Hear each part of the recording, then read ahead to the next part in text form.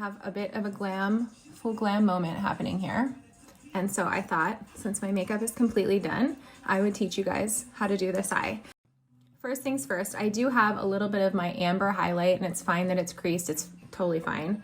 And this color that I'm starting with is Pup, and I'm using my eyeshadow everything brush, and I'm just putting Pup kind of all over my lid and a little bit into my crease. This is sort of just like my base color. I can be really kind of loosey-goosey with putting this on. I'm just kind of covering my crease and my whole lid. Up next is Zion. And when I was building this eye out, I realized that you kind of have to go in layers with Zion to get the depth of pigment that I really wanted.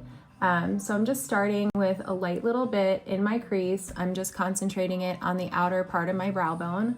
And then I'm gonna keep blending it until it gets a little bigger and a little fluffier. And I'm kind of hooking it into the outside corner of my low lid. So just kind of a little bit of a rainbow, but mostly out on the outer corner. Okay, moving on. This is Salem, and I'm using the pointy end of that eyeshadow everything brush that I started with. And here I'm gonna just start packing on color into the outer lash line. It takes some time to just kind of add it a little at a time. And then this color is actually going to blend with Zion here and kind of create a brand new color, which is great. I like using Salem in that way because down here, I just want the opacity of the black to be really, really deep. And then as soon as I start kind of tapping up into the crease area with it, with less product on my brush, it's gonna start blending in. And I'm making sure that I'm not going above that cut crease area. I'm keeping the Salem right there. And then I'm gonna pick up the brush.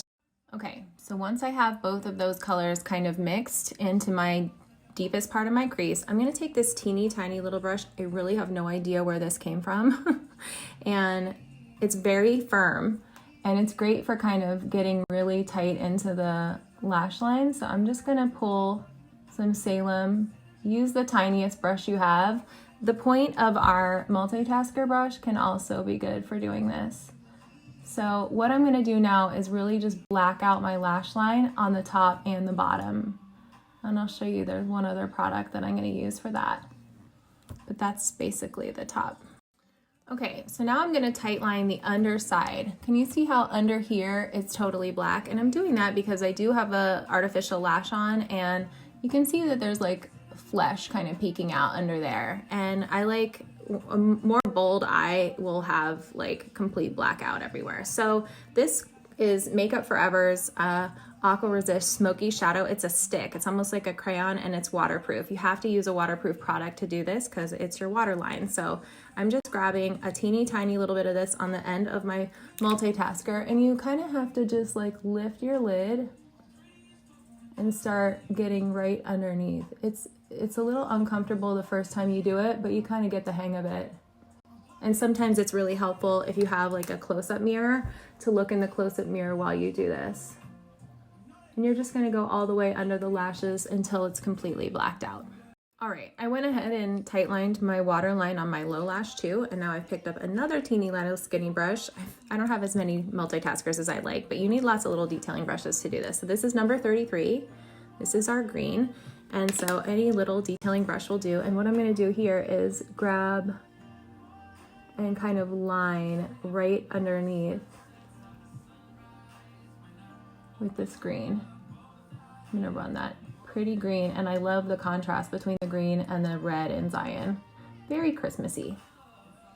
This was not part of the original 4, but I added some Cupcake just with this tiny tapered brush, and I just put that kind of right underneath my brow to make this upper brow arch of my brow bone really stand out. And then I'm gonna just clean up a little in here too, and a little right there, just to clean up.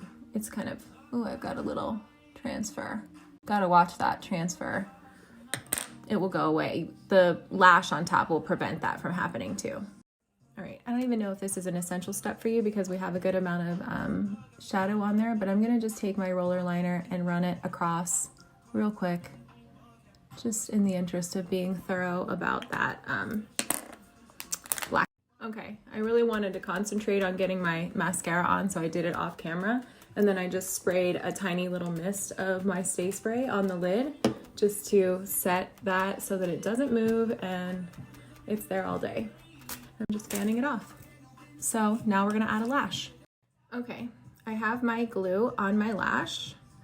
I love this lash because it's an invisible weft and there's no black rubber part up here. It's completely clear.